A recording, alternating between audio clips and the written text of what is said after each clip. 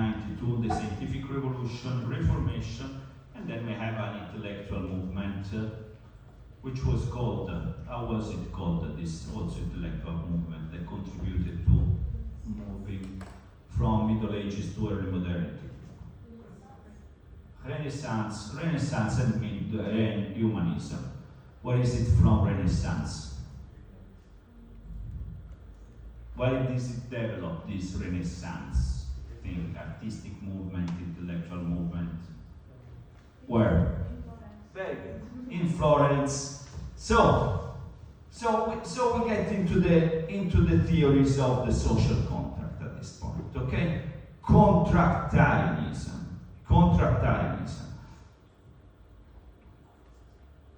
Okay, wait, I'm gonna find the slides so we can recap about contractarianism.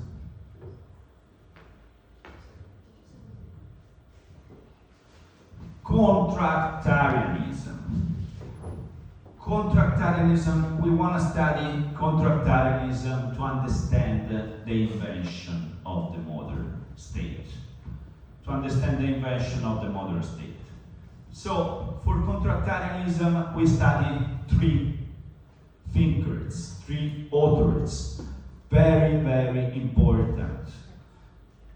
The first one is Thomas Hobbes. We study Thomas Hobbes because of his, let's say, invention, because before him also Grotius and other thinkers, Modene and other thinkers talked about sovereignty, but we want to focus on how Thomas Hobbes focused on sovereignty and put it within the theory of the social contract by creating a theory of the modern state. Thomas Hobbes, the modern state, the Leviathan, the sovereignty. Then the second author we're going to consider about contractarianism is John Locke. He makes a theory of the social contract, but he's the founding father of liberalism. Liberalism is probably the most important political doctrine of the last 4 centuries. Is still governing the Western world. The liberal principles are still the basis of most Western countries. John Locke, founding father of liberalism, and then the third one is Jean-Jacques Rousseau, French thinker that we understand as the founding father of democracy. Also very important political doctrine for Western civilization. So the three bases of Western civilization: the state, the sovereign state, as it was theorized by Thomas Hobbes, liberalism with his founding father John Locke, and democracy with his founding father Jean-Jacques Rousseau. So what they have in common, these three thinkers, Hobbes, Locke, Rousseau? They have in common that they all three think in terms of social contract. They all three belong to contractarianism as a way of thinking, as a political theory. How does it work, contractarianism? What is contractarianism? Contractarianism is a new political doctrine that wants to understand why political power is legitimate. What makes an authority, a political authority, legitimate? It wants to, it wants to understand what makes, because it's a new big thing. Why? Because in the Middle Ages, the legitimacy of political power was placed on God. You're king for the will of God. Here we say, let's think more in terms of, here, this planet, this life.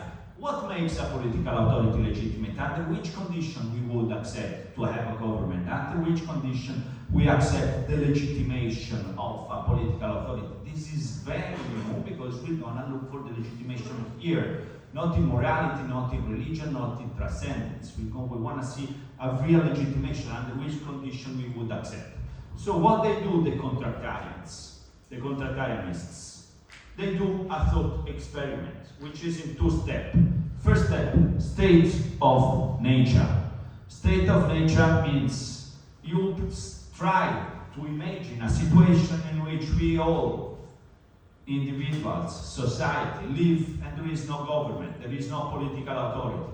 How would be the situation and under which condition we would accept all everybody to enter in a social contract, a wall-to-wall an institute, a state, a government? So, this is new, and so we have this moment. The first moment is the state of nature, no political authority. Then, second moment, the social contract. So, we decide all together to transfer our powers to the government, to institute the government. What is new? The new is the idea that the political power doesn't come to the will of God, but to the will of people. To the will of people. So, let's see now the difference. Let's see how does it work in the three thinkers. Thomas Hobbes, he comes and he says, look, if there is a state of nature, there is the war of all against all. Homo homini lupus. There is a situation in which people are selfish, envy, greedy. If I see you that you have, more money, more power, more sex, more everything, I want to have it by myself. And if I can do it, I will try. And Hobbes, is one of the first to say men are equal, but in which sense men are equal? In the sense that even the smaller one can come when you're sleeping and stab you. So there is this equality of men that means everybody, that there is in the state of nature, there is a situation of war, there is a situation in which I want to have your things and I am ready to do everything to do the things. So this is negative anthropology. So you think, human beings are selfish, egoist, bad, and so when you have a negative anthropology, you always think that you need a strong political power in order to govern, in order to order human behavior. Professor? Yes? But how does a contractualism reconcile with individual freedom, with the legitimacy of political authority? That's a good point. So, how does it legitimate? In Thomas Hobbes said, once you give your power to the Leviathan, you shut the fuck up and you have nothing to say. Because otherwise there is no order. Today we're gonna study liberalism. Which liberalism is exactly what you say. So liberalism starts and say, yeah, I agree on making a state, but we have to make limitations. We have to make limitations, and these limitations are called rights. Natural rights, legal rights, civil rights, and so on.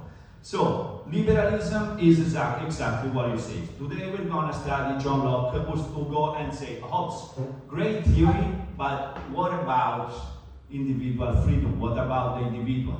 So liberalism is the reaction who say, yeah, let's give all the powers to the state, but let's also put limitations. So, for Thomas Hobbes, he says, we have to make a contract. This contract, a covenant, a pact. This covenant means we sit all here all together. We just finished. I stole your computer. You stole my computer. You killed my son. I raped your wife, and blah blah blah blah. So we sit down here and say, okay, let's try to make a pact and to stop this state of war of all against all. So we make a covenant. So everybody has to say, I authorize and give my right of governing myself to this man or assembly of men on this condition, that you also give up your right to this assembly to this man or assembly of men, and authorize ill actions in same manner. What does it mean? Yeah, I tell you, you stop stealing my money, and I stop raping your wife. So we have a covenant on this. How do? We say we give all the power to this sovereign, to this Leviathan. That can be an assembly of men, means a government with more people, or one only man. Obviously, Hobbes say one single monarch is much better. So he prefers this situation. So When we give this authorization, we create the Leviathan. The Leviathan, indeed, if you look at the cover of the book, of this very important book, you see that you have all these small citizens into the thing. So you have a huge power which has a sword that can kill everybody, but his power comes from the fact that you have citizens in it. The Leviathan. So the Leviathan, the Leviathan, if you think, is a kind of, say, yeah, so far God was governing the world. We make a mortal God, but the mortal God come from us, come from every of us, which we decide we don't have rights and we don't have liberty anymore. Because if I have liberties, I'm gonna kill you.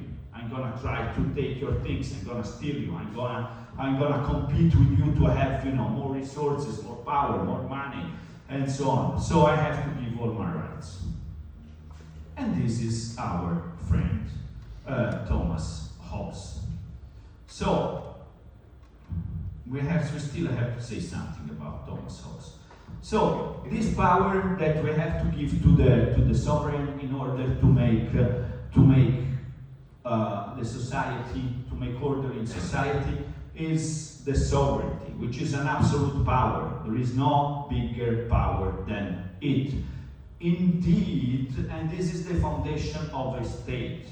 This is the foundation of a state, sovereignty. We have seen that almost all the constitutions of the states in the world have the word sovereignty somewhere. To say I'm a sovereign state means I have no power above my own power. I'm a sovereign state. In contemporary world, sovereignty goes still to states, to nation states. I mean, you have the United Nations, you have the European Union, you have international organization, but at the end, if the government, if the states say no, it's not at the moment. It's not at the moment. So, we still have sovereignty in the states. And without sovereignty, a state is not sovereign. And we have seen that this state thing, this sovereignty things, come from the fear of violence.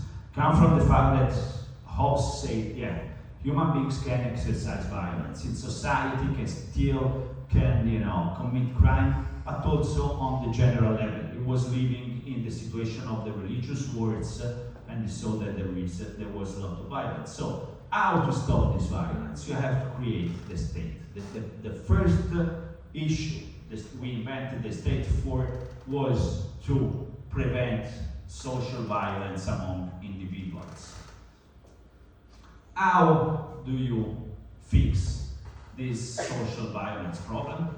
You have to build political violence and to put it all in one only legitimate hand, which is the hand of the state. You have to constitute a political, public, legitimate form of violence. We can, prevent every form of social violence. So, a state becomes a state at the moment in which, if you come and try to steal my wallet, we can be pretty sure that I can call the police and the police can catch you.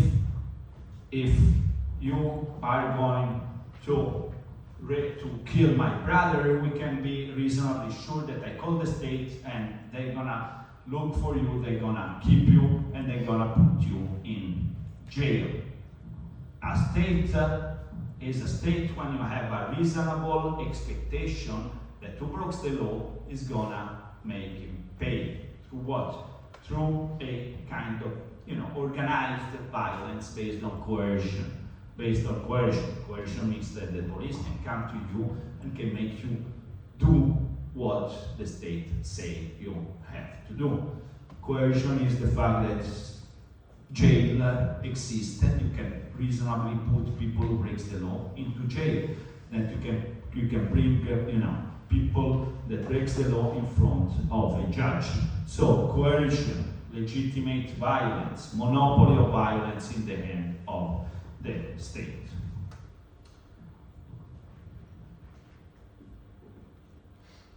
What do we have? Okay, this is not very important. So, this is unconditional sovereignty for Thomas Hobbes. Unconditional sovereignty.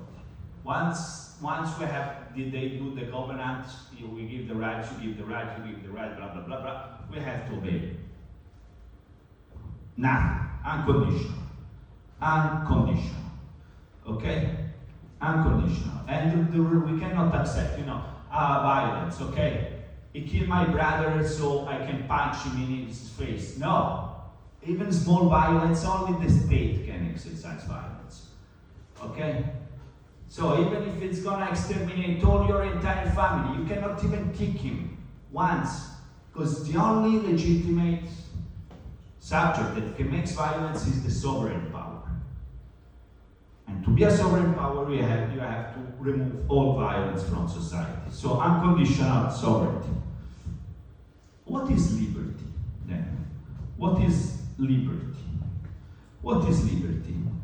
Liberty is when there is no law, when the sovereign didn't make law to say you have to do this, you're free to do whatever you want. So this is the concept of negative freedom. The concept of negative freedom. Then we're going to see in Jean-Jacques Rousseau the concept of positive freedom. But the concept of negative